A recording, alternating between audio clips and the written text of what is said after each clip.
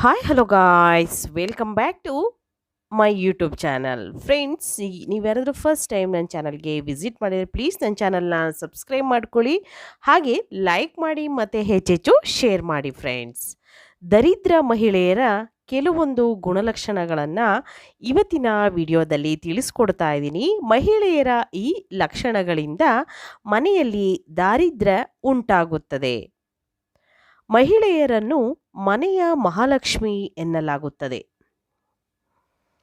ಮನೆಯನ್ನು ಸ್ವರ್ಗ ಮಾಡುವ ಶಕ್ತಿ ಆಕೆಗೆ ಇದೆ. ಮಹಿಳೆಯಿಂದ ಮನೆಯಲ್ಲಿ ಸುಖ ಶಾಂತಿ ನೆಲೆಸಿರುತ್ತದೆ. ಹಾಗೆಯೇ ಮಹಿಳೆ ಮಾಡುವ ಕೆಲವು ತಪ್ಪುಗಳು ಸಹ ಮನೆಯನ್ನು ಹಾಳು ಮಾಡುತ್ತದೆ. ಹಾಗಾದರೆ ಕೆಲವು ಮಹಿಳೆಯರ ಕೆಟ್ಟ ಗುಣಲಕ್ಷಣಗಳನ್ನು ನೋಡೋಣ.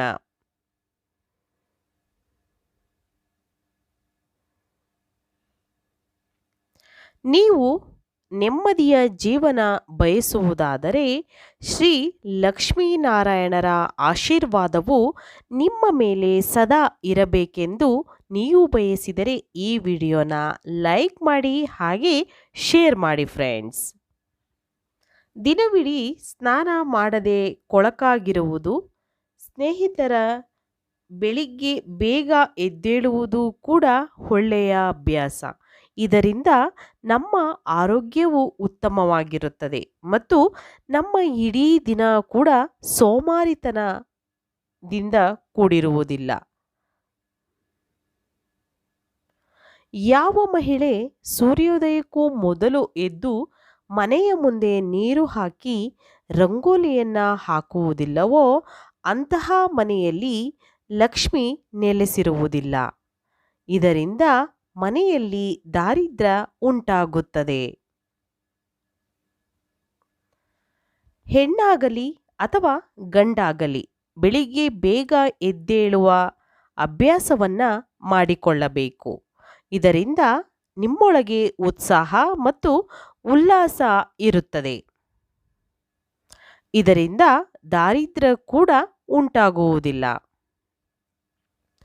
ಸಾಮಾನ್ಯವಾಗಿ ಎಲ್ಲರೂ ಮಾಡುವ ತಪ್ಪು ಎಂದರೆ ನನ್ನ ಅದೃಷ್ಟವೇ ಸರಿಯಿಲ್ಲ ಎಂದು ಬೈದುಕೊಳ್ಳುವುದು.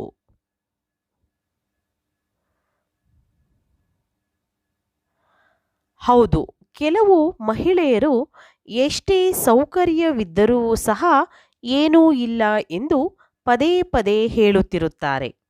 ಈ ಜೀವನವನ್ನು ನಾವೇ ನಮ್ಮ ಕೈಯಾರೆ ಸುಂದರ ಮಾಡಿಕೊಳ್ಳಬೇಕು.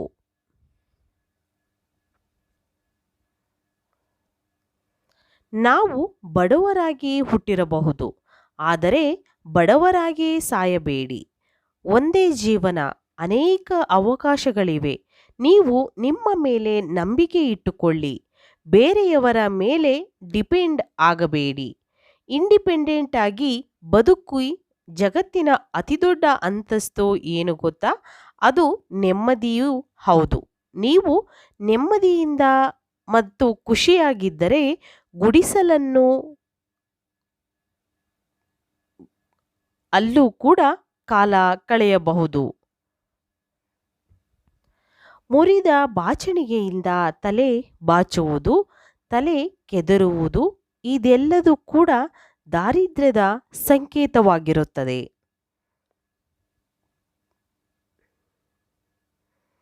ಮನೆಯಲ್ಲಿ ಯಾವಾಗಲೂ ಪಾತ್ರೆಗಳನ್ನು ಶಬ್ದ ಮಾಡುವುದು.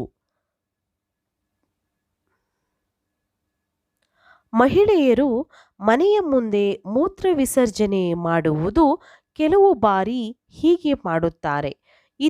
ಇತರ ಖಂಡಿತವಾಗಿಯೂ ಮಾಡಬಾರದು. ಇದರಿಂದ ಲಕ್ಷ್ಮಿ ಕೋಪಗೊಳ್ಳುತ್ತಾಳೆ.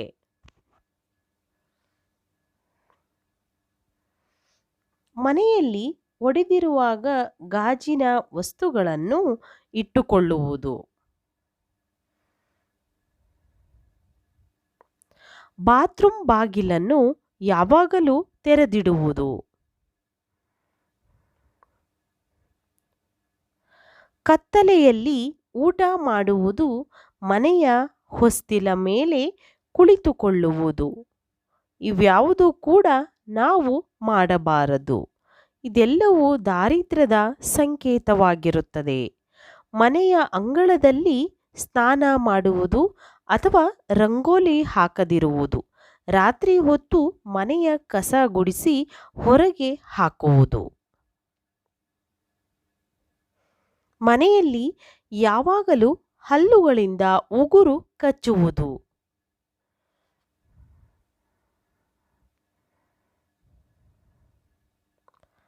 ಹರಿದಿರುವ ಬಟ್ಟೆಗಳನ್ನು ಧರಿಸುವುದು ಕೂಡ ದಾರಿದ್ರ್ಯದ ಸಂಕೇತವಾಗಿದೆ.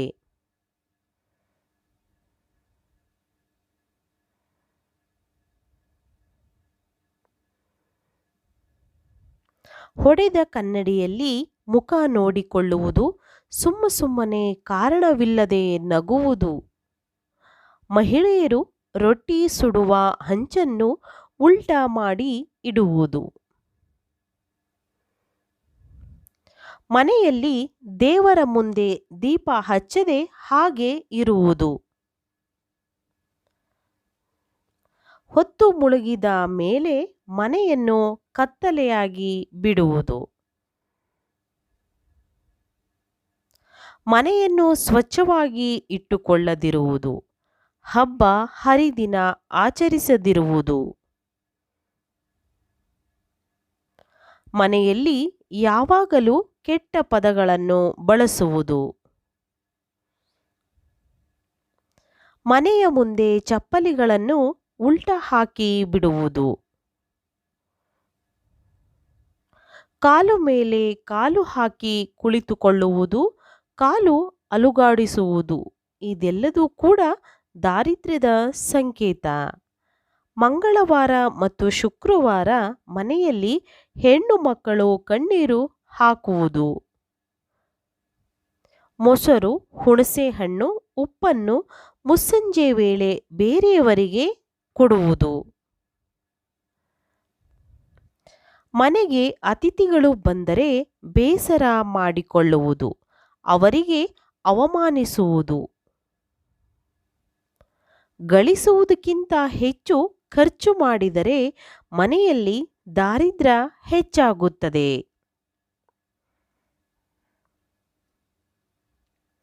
ಮನೆಯ ಹಿರಿಯರನ್ನು ಗೌರವಿಸದಿರುವುದು, ಏಕವಚನದಲ್ಲಿ ಮಾತನಾಡುವುದು, ಗಂಡ ಹೆಂಡತಿ ಸದಾ ಜಗಳವಾಡುತ್ತಿರುವುದು. ವೀಕ್ಷಕರೇ, ಕೆಲವು ಮಹಿಳೆಯರಲ್ಲಿ ಈ ರೀತಿಯ ಗುಣಲಕ್ಷಣಗಳು ಇರುತ್ತವೆ. ಅದನ್ನು ತಿದ್ದಿಕೊಂಡರೆ ನಮ್ಮ ಜೀವನ ಸುಖಮಯವಾಗಿರುತ್ತದೆ. ಸೊ ಇವತ್ತಿನ ವಿಡಿಯೋ ಇಷ್ಟ ಆಗಿದೆ ಅಂತ ಭಾವಿಸ್ತೀನಿ. ಇಷ್ಟ ಆಗಿದ್ರೆ ಚಾನಲ್ನ ಸಬ್ಸ್ಕ್ರೈಬ್ ಮಾಡ್ಕೊಳ್ಳಿ. ಬಾಯ್, ಸಿ ಯು.